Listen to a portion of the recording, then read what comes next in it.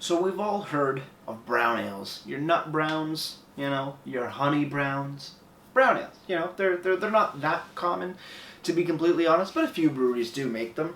The one thing I've never seen before, though, is an Imperial brown ale. And today we have just that, not from Canada or the United States, but from the Netherlands. So I'm very excited to see what an Imperial brown ale tastes like compared to just a regular old boring brown ale.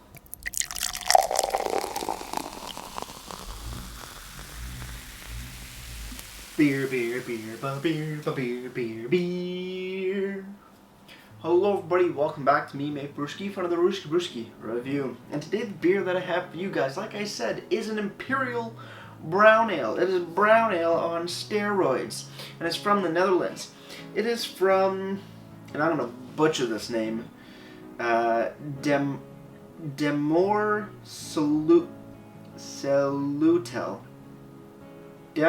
Moerselute. Beer Engineers, which is pretty cool. Kind of reminds me of my brother a bit. Not because he has anything to do with a brewery, but because he took mechanical engineering in university. So I'll have to pick one of these up for him, see what he thinks. But this is coming in at 8% alcohol by volume. Brown ales are usually anywhere from 4.5 to 5.5, at most 6 I've seen. But generally anywhere from, I think, 5 to 5.5 seems to be the sweet spot that I've seen. This, on the other hand, is a it's a big brown ale. It's a big beer for to start, but for a brown ale, that is massive. So I'm quite intrigued on this. It's called Rusty. I don't think it'll be rusty, but hey, yeah, let's crack this bad boy open. Let's see what we got. Beer 101 pint glass. Oh, I'm excited. Oh, I'm excited, and oh, I'm a little scared. It's about half the can. It's a smaller can. It's only 440 mils. Looking at it, yeah, that's a brown ale color. Not overly dark, not overly light, but a nice orangey brown sort of head, almost like a copper head. Interesting stuff. Very intrigued. No haze that I see. And again, it is fairly dark. Let's dive in on the nose. On the nose, I'm getting reminiscence of like Imperial Stout booziness. Not Imperial Stout like notes, but booziness out of it. No roastedness, more toastedness. Little nutty. A little bit of a molasses. Slight chocolate with some toffee. And then alcohol. Yeah, toffee, chocolate, slight nutty, molasses, alcohol. Yeah, that seems to be about it. Damn. Yeah, almost like a hybrid between a Russian Imperial Stout and then a brown ale. Russian Imperial Stout only taking the booziness, the alcohol note from that category and putting it into a brown ale. Well, maybe also the molasses, because molasses doesn't really shine through too much on brown ales particularly, but coming out in here.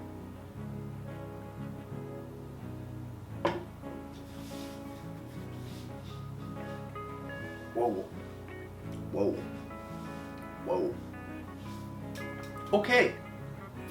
Okay, that alcohol definitely shines right through and seems to overshadow a lot of the characteristics about a brown ale generally. Very reminiscent of a Russian Imperial Stout, 100%. Yeah, chocolatey, a little molasses, no roast at all, going straight toasty, no roast, 100%. I need to figure out this one, guys. Holy jeez, it's taking me for a ride right now. Cheers, everybody. Let's keep on drinking. Let's do some science work.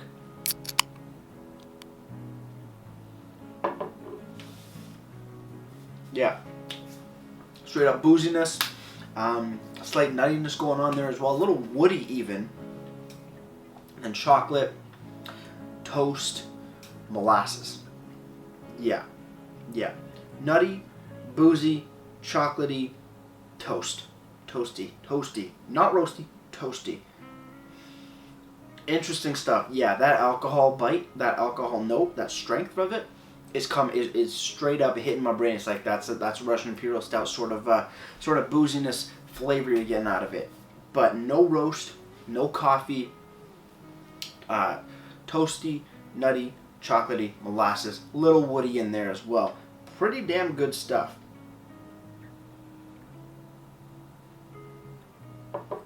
Personally, I think with that bump up in alcohol, it does take away a lot more of the nuttiness that a brown ale is known for and sort of that crispness.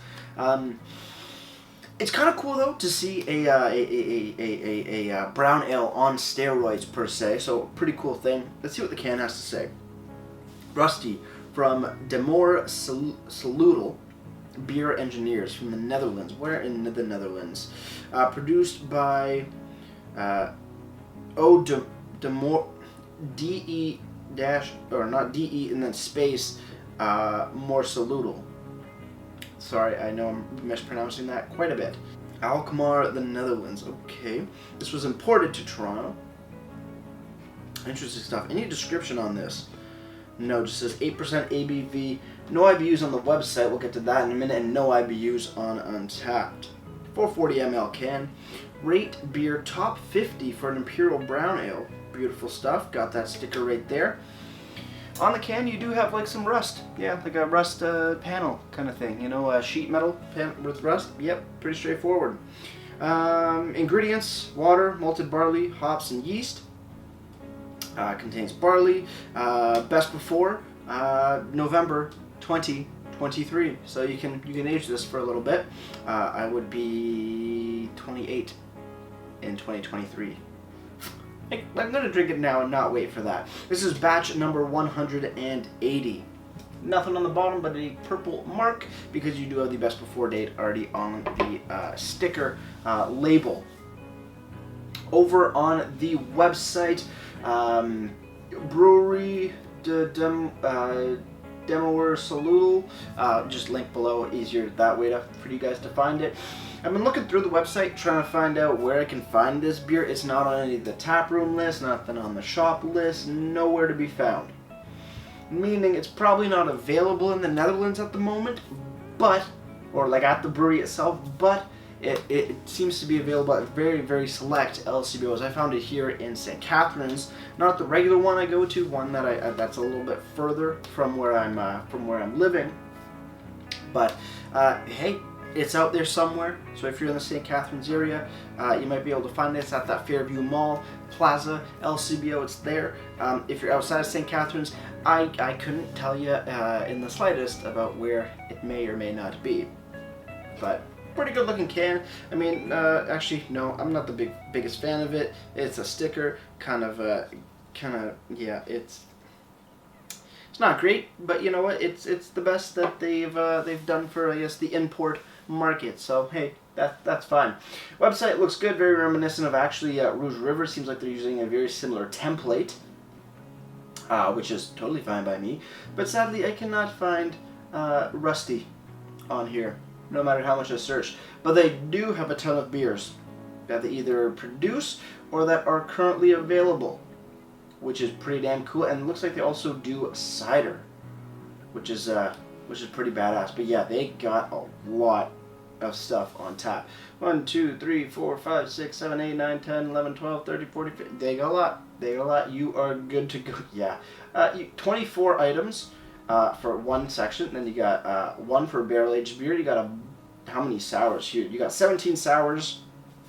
They got a category called Black Gold with 6 items. And then they got various types of beer. Another 4, they got like over 30 beers, it seems. And then a bunch of non-alcoholic beers as well. So, that's pretty cool. Ooh, they serve Fat Tire. Funny enough. There's no way in hell I'm going to the Netherlands anytime soon because of this whole pandemic. But if I ever find myself in the Netherlands, I'm gonna check these guys out for sure. Over on Untapped.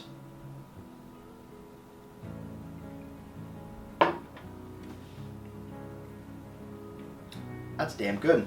Rusty has been given a 3.76 bottle caps out of 5, and that's out of a whopping, wow, just over 4,450 ratings. God damn.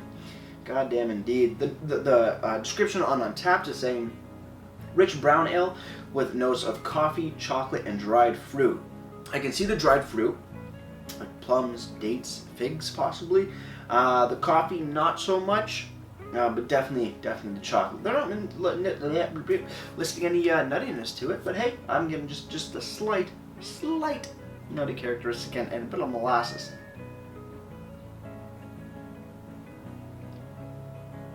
I can't believe I missed the dried fruits. What are you going to do sometimes?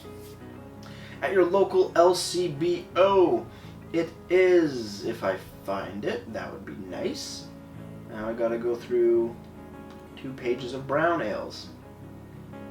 Is it even listed on the LCBO website? That's the biggest question. It is not. Not that. Oh, no, found it. Found it. It is $5.95 for the 440 ml can. $5.95. It's like a $6 beer for less than a tall boy, slightly less than a tall boy, which is one, a bummer, but also you got to think this is an Imperial beer. You know, it's gonna have that extra price to boot, and it's coming from the Netherlands, so you have all that added extra cost there. So you know what? For a one-time purchase, a one-time try, totally worth it. Do yourself a favor. If you do find this in your local LCBO, pick yourself up a can, try it, experience it, because it's a hell of a lot cheaper than flying all the way to the Netherlands. But you still get to try something from there at the comfort of your own LCBO in your own home. So you gotta sometimes think about stuff in those terms.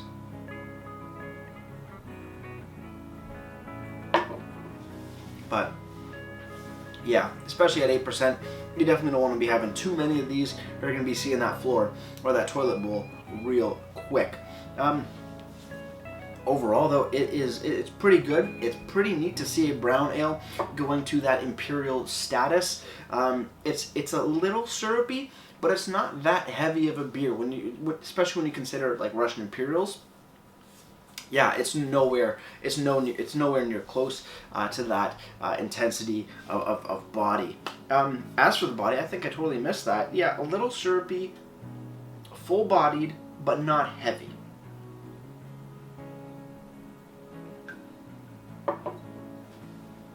Again, just like Russian Imperial Stouts, does not have a ton of carbonation either. Brown ales usually do have a little bit more carbonation to them, it seems. They're a little bit more effervescent, a little bit more fizzy. But this, definitely not on that trajectory. With that said, guys, cheers and a final sip. Let's get ready to trade and wrap this thing up.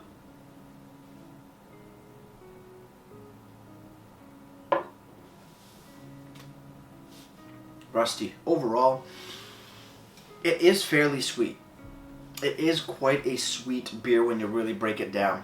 Definitely that molasses coming in, those dried fruits. It is a bit syrupy. To be completely honest, I do prefer just a regular old brown ale compared to an Imperial one. So I think it's an interesting style for sure. But when you're coming into something like this, it's how would I put it? It is the Russian Imperial Stout for people that do not like big coffee and big roasty flavors. They maybe like them a bit sweeter. That's the best way to explain it. It is the lighter version of a Russian Imperial Stout, not in terms of alcohol or alcohol flavor, but in fullness. It's just a bit lighter.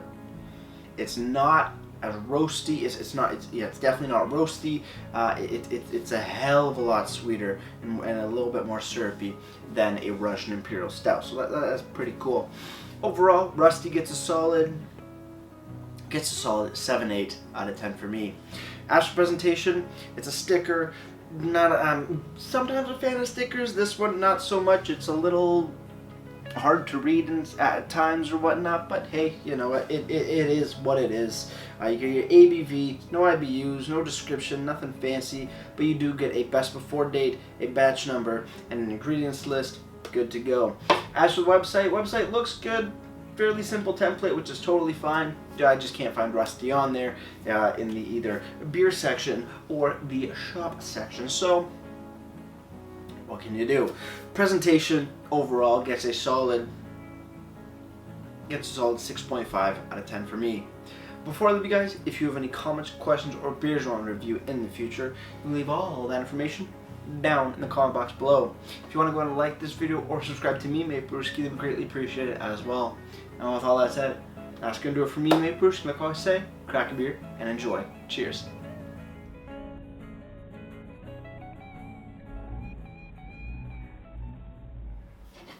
Would I ever brew a Russian Nuri? Would I ever brew a brown Imperial? I don't really know. Probably not, but why not? Sometimes at homebrew time. Cheers.